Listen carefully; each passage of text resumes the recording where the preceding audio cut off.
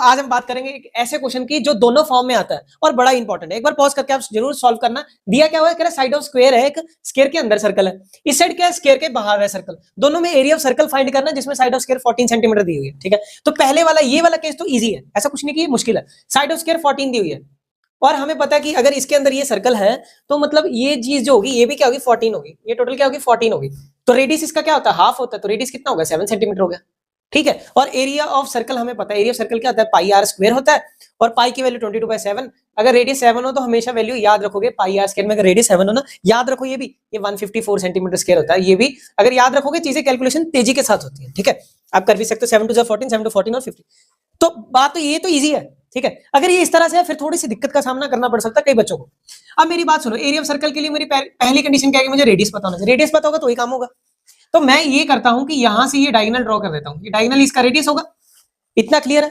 ये साइड कितनी है बेटा, 14 है, ये भी साइड कितनी है, 14 है हमारे पास। ये क्या, 90 डिग्री, स्क्वायर में हर एंगल 90 डिग्री होता है। तो यहां पे हम क्या लगाएंगे, पाइथागोरस लगाते हैं। ये ए बी मान लेते हैं इसको। ए बी पे अगर आप पाइथागोरस लगाओगे, ए बी का स्क्वायर 14 का स्क्वायर प्लस 14 का स्क्वायर।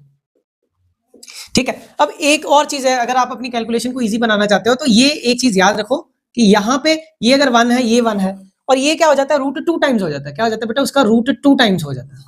क्लियर। तो अगर 1 1 ये √2 है, मतलब 14 14, तो आंसर क्या आएगा हमारा, ए बी का वैल्यू क्या आना चाहिए, 14√2 आना चाहिए। क्या आना चाहिए बेटा, 14√2। 14 का स्क्वायर क्या होता है, 196 होता है। ये भी क्या होगा फिर, 196 हो गया। ठीक है, तो मतलब ये क्या गया, 2 टाइम, ये ऐसे भी बोल सकते हो ना, 2 टाइम्स 196 हो गया। हो गया कि नहीं। अब ए बी ये स्क्वायर है तो यहाँ पे क्या हो जाएगा, रूट हो जाएगा। तो ये 196 किसका रूट होता है, अभी देखा हमने 14 का। तो ये 14 ये √2 ऐसे रह जाएगा, वही निकाला हम लोगों ने। ठीक, अब इसके बाद अगर ये ए बी की वैल्यू 14√2 है तो ये रेडियस क्या हो जाएगा, आधा हो जाएगा। 14 का आधा क्या होगा, 7/√2, 7√2।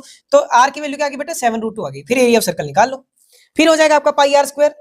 तो पाई 22/7, रेडियस क्या, 7√2, 7√2 2 टाइम्स करना, तो 7√2 इधर, फिर 7√2 इधर, एक 7 कैंसिल हो जाएगा। 22 into 7 मेरे पास क्या हो जाएगा, 154, √2 मल्टीप्लाई बाय √2 क्या आ जाएगा, 2 हो जाएगा। तो ये कितना हो जाएगा, 308 हो जाएगा। 308 सेंटीमीटर स्क्वायर आपका आंसर। ठीक है, ऐसी और वीडियो के लिए इस चैनल को जरूर सब्सक्राइब करना। ये रहे आपके सामने आंसर। थैंक यू, जय हिंद।